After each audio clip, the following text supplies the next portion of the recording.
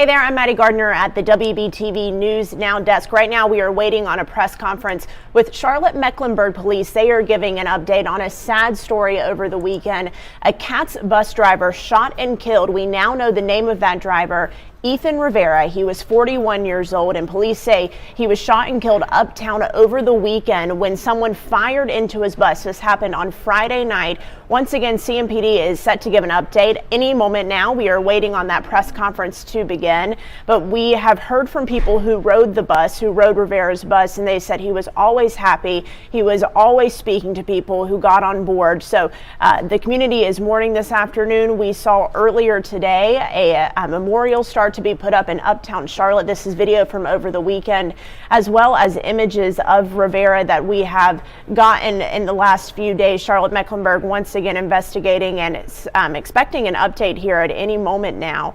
But you can see this was video of the scene on Friday night, and here is that memorial I was talking about that started earlier today. Our Sharon Hayes was live at noon as this memorial continued to grow in uptown Charlotte, and I am seeing now someone stepping up to the podium at CMPD headquarters. So we're going to check in with that here in one moment just to get the latest in this investigation. So far, we do not have any suspect information.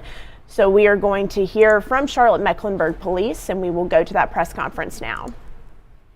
Thank you for joining us for this press conference. On Friday, one of our CATS bus drivers, Mr. Ethan Rivera, was in the performance of his duties to the city of Charlotte when he was tragically shot. He would later pass away as a result of being shot. All of us here at the CMPD wish to express our condolences to the family of Mr. Rivera and also express our gratitude for his service to the city of Charlotte. Today we're going to be talking about his tragic case as well as a number of other recent aggravated assaults in our downtown division. So we are going to start with the Chief Executive Officer of CATS, Mr. John Lewis.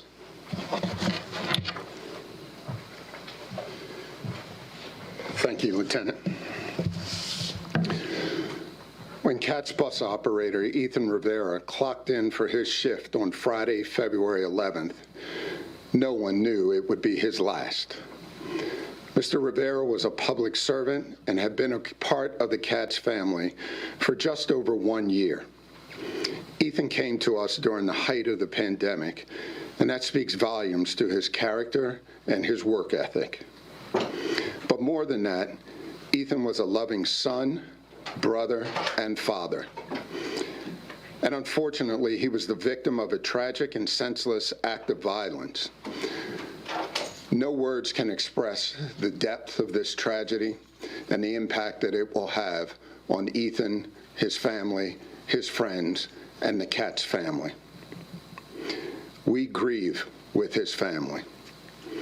CATS and our bus contractor, Transit Management of Charlotte, are providing mental health resources and counseling to staff and colleagues during this difficult time.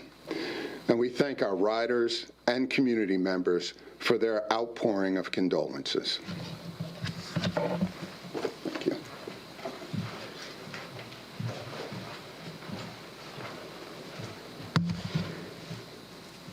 We're now going to bring up Captain Joel McNally, who commands our homicide unit. Captain.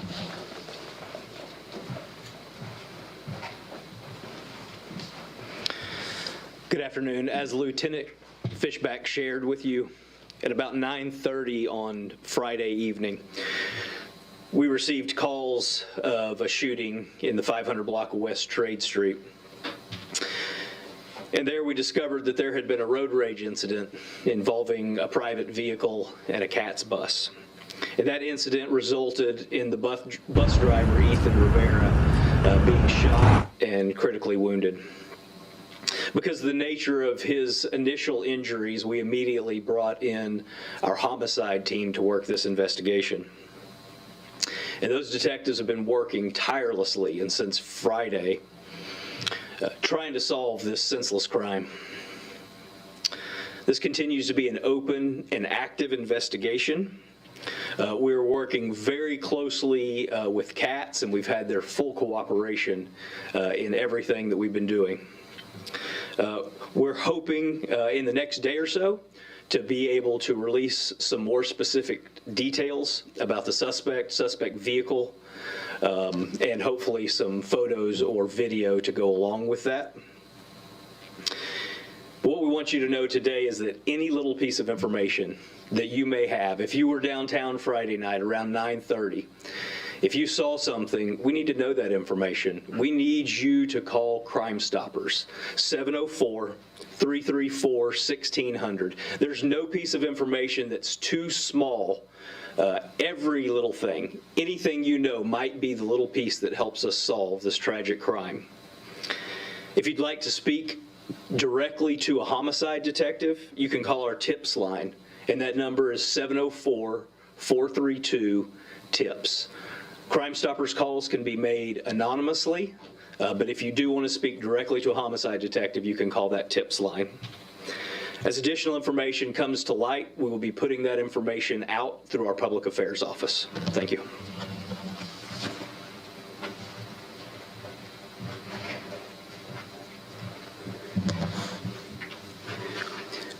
We're now going to have the commander of the Central Patrol Division, Brad Koch, come up and speak to us about some recent aggravated assaults that have also taken place downtown. Captain.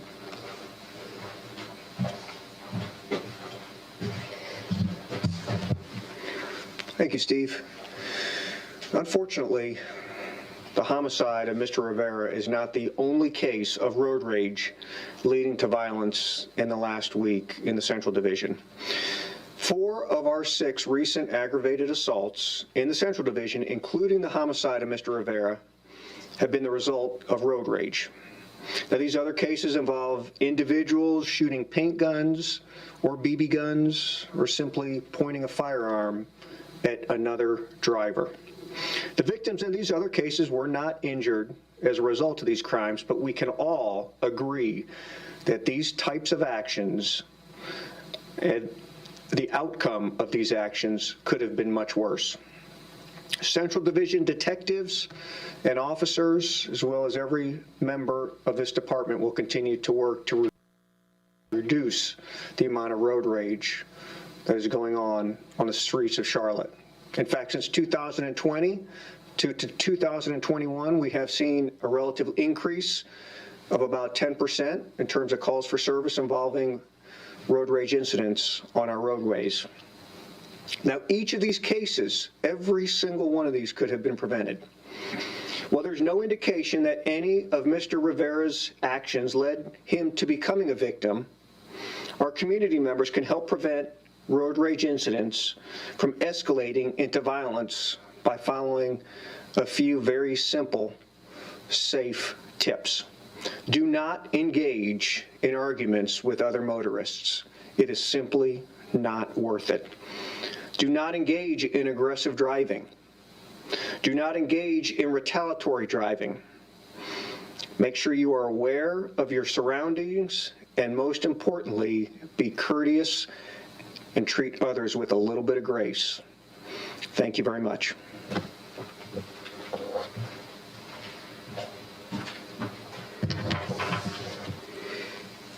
At this point in time, we are going to open it up to questions from our media partners. And before we get started, once we have one speaker up here, please have your questions reserved for that speaker, just to allow a more smooth run of show for us. And if you would just use that raise your hand function now. Morgan Francis, Queen City News. Ms. Morgan Francis, Queen City News. Hi, yes, thank you for taking my question and condolences to Ethan's family. I wanted to ask, you mentioned that there were other road rage incidents, one involving a BB gun. Does that road rage incident also involve a CATS bus? Okay, we're going to bring up Captain Koch to elaborate on that a little bit more. And again, to our media partners, once we have Captain Koch up here, let's have all those questions for the captain at that time. Captain.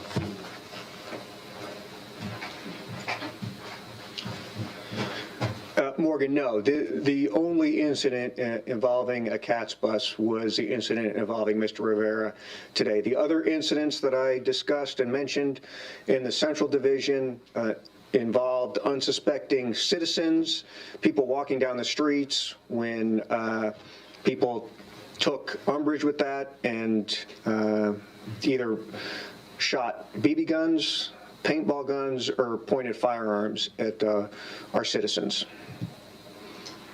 Deshaun Brown, WSOC. Deshaun Brown, go ahead.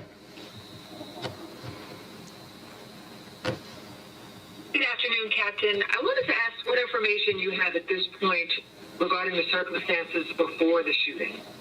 This is involving Ethan Rivera, who was killed. I'll turn that over to Captain McNally. Hi, so the question was the circumstances that happened before that led up to the shooting. At this time, we are very early in our investigation. We are working with CATS to obtain video of all of the incidents. And so all we're prepared to say at this point is that there was a road rage incident between that other driver and the CATS bus. The specifics of that, we are still working out to determine exactly how that came out. And we hope to be able to give more information in the next day or so regarding that. Jonathan Limehouse, The Observer. Jonathan from The Observer. Hey guys, again, I want to say condolences to the Rivera family and everything. I wanted to ask, this might be for Mr. Lewis, but I wanted to ask if the city planned on doing anything for Ethan Rivera, you know, as he died on duty, in the line of duty, essentially. Thank you for that question. We are working, we've reached out to Mr. Rivera's family, and we are ascertaining the next level of services that we can provide to his surviving family members. And so we are working with the Rivera family to develop those details, and those conversations will continue. Glenn Counts, WSOC.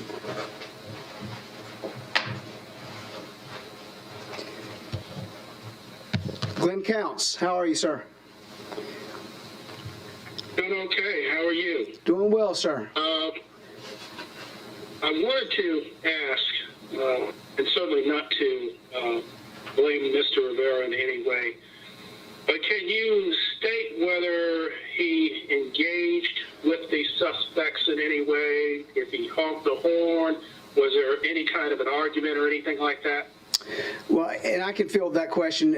Those are details at this point are part of that active investigation that our detectives continue to really sort through. And again, they've been working on this tirelessly since Friday, but that detail is part of that ongoing investigation. Marvin Beach from WCCB. Marvin Beach, go ahead, sir. Hey, good afternoon. Thank you so much for taking my question. Wanted to ask John Lewis with CATS, just, what safety measures are in place for bus drivers who come across this situation? And, what would you tell your bus drivers to do if they end up in a road rage situation with a driver like in this case? Thank you. Thank you for the question. There are a number of things that we have implemented from a transit standpoint. All of our vehicles in our fleet are outfitted with the latest in high definition technology, both from a video and an audio standpoint. So anything that happens in and around our vehicles, we feel that we have very good access to the full line of activities and information. In regard to our employees, our operators and team members, we continue to provide top level of training in regard to de-escalation tactics and how to try and de-escalate these kind of incidents, not just with the traveling public, but also with other members on and off the vehicle. Lastly, we will continue to reach out to our colleagues in the industry, see if there are any other best practices that may be out there that we could develop to enhance the safety of our operators and our passengers on board our vehicles. Jess Perry, WCNC. Jas Perry with WCNC.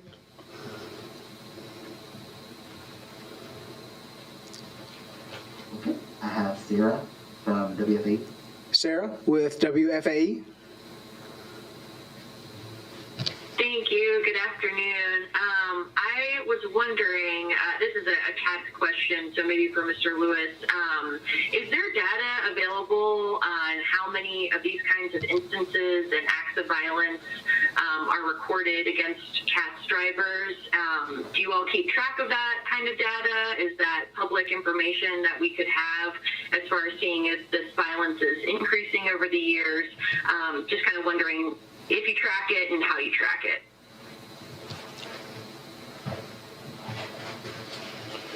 Thank you. We do keep track of all types of data in regard to safety and security incidents on our buses, our trains, and CATS facilities.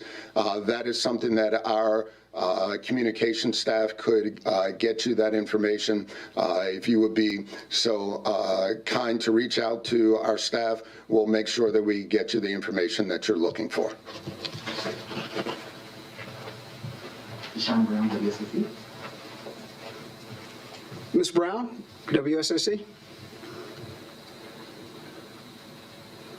Yes, my question was actually similar. I'm curious, anecdotally, how often are you hearing from drivers who express concerns for their safety, and how recently? Okay. Mr. Lewis.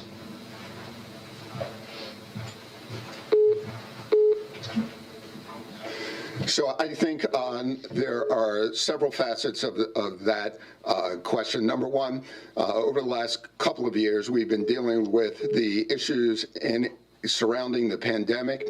That has been an ongoing conversation with our employees, our operators, and the rest of our frontline employees.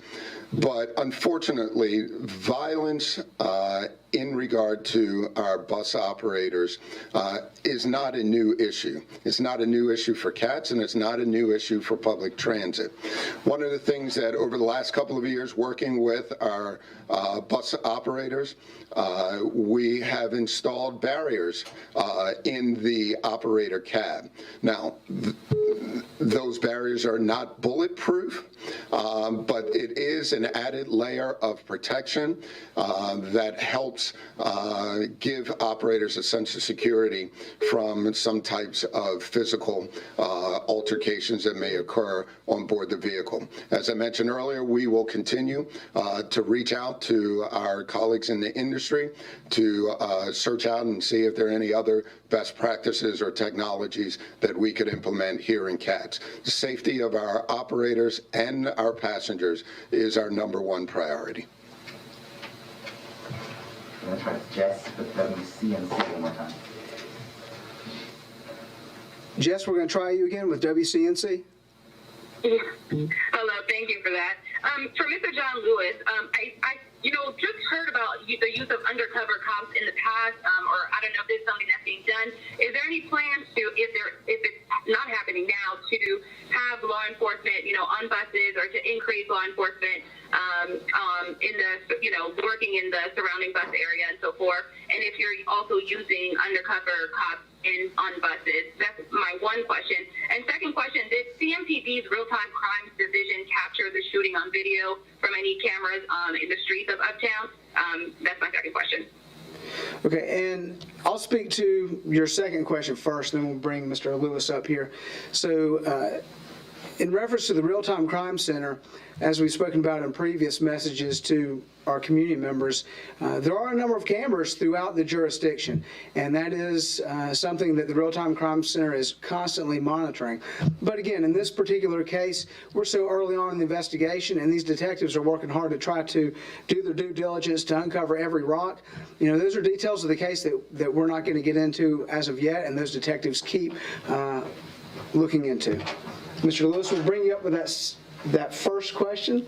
If you would repeat that question for Mr. Lewis so that he can make sure that he delivers on exactly what it is you're asking.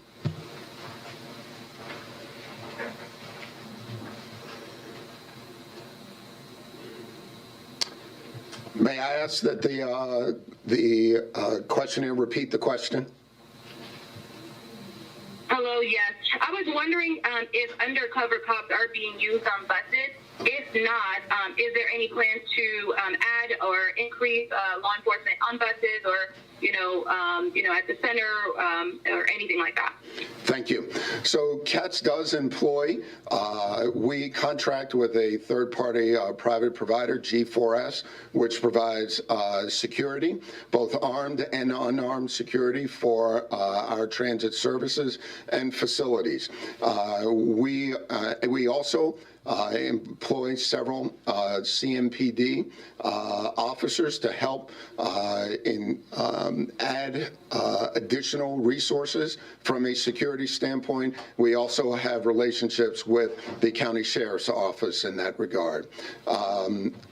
So in regard to your specific question about off-duty police officers, we do have off-duty. Undercover, we do have officers who are not in uniform, but your term of undercover is pretty specific, and I won't try to delve into a law enforcement term in that regard. But we do have safety and security, both armed and unarmed, through G4S for our services.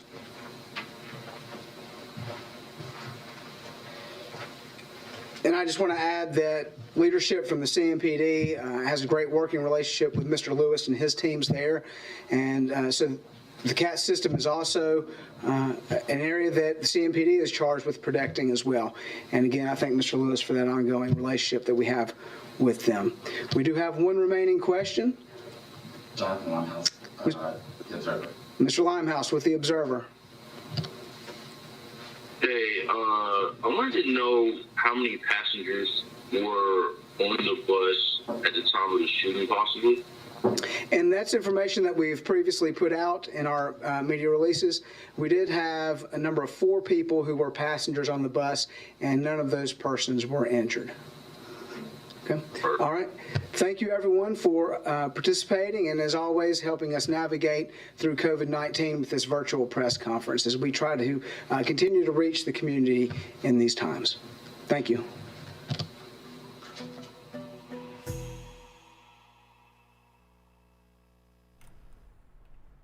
And you're just listening in as CMPD and CATS gave an update on a sad story over the weekend. A CATS bus driver shot and killed in Uptown Charlotte. Let's revisit the details of this case. We go to reporter Sharon Hayes in Uptown for that. Well, the memorial continues to grow out here on West Trade Street and Graham Street. And as you can see, there are people who have left flowers, balloons, messages, a worker who's left a vest here. And also there's the picture of Ethan Rivera himself. And, you know, just a lot of kind words people are leaving. And that coincides with what riders have told us, which is that while most times passengers don't typically interact with the drivers, there was something about Ethan Rivera's infectious, warm personality that made you want to spend time with him and made him so likable. Now, CMPD investigators are saying he was shot right here in Uptown Friday night on West Trade Street. They say somebody fired rounds inside the bus Rivera was driving from an SUV. There were 4 passengers on the bus at the time. They were all okay, but Rivera did die from his injuries on Saturday. Now, CATS transit service leaders are calling this a senseless act of violence, and the CEO had some pretty emotional words at a press conference earlier today. This tragic loss will be felt throughout the department for a long time to come. And we are working with CMPD on the investigation, and our sincerest condolences go out to Ethan's family and friends. Now, we also spoke to some of Rivera's family members, and they told us off camera that he was a father who moved here from New York to be closer to his children, which were the most important thing to him. Now, CATS services are telling us that they have also given video surveillance to CMPD investigators. And of course, we're going to continue to check on the status of that video. I'm Sharon Hayes reporting in Uptown Charlotte, WBTV on your side. And during the press conference, we heard from police that they are not releasing that suspect information yet, but they are hoping to release a name, perhaps some photos and some videos later on this week in the next couple of days. But they are saying that this is a possible case of road rage. Again, as Sharon mentioned and we heard in that press conference, CMPD says that a driver shot into the bus that 41-year-old Ethan Rivera was driving. There were 4 passengers on that bus at the time, and this happened around 9:30 on Friday night in Uptown Charlotte. They are also asking for your help in this investigation that they say is very much ongoing. So if you have any information, you can call Crime Stoppers and remain anonymous. That number is 704-334-1600. They say that no piece of information is too small to help in this investigation. We also heard from John Lewis with CATS, and he says that they are in contact with Rivera's family to talk about what's next and what services are available for them. Of course, he was a city employee and was killed while he was on the job. We have much more on this. We have Lowell Rose looking into the latest on this investigation. You can find that information on WBTV.com as well as on WBTV News starting at 4 o'clock this afternoon. Thanks for sticking with us today.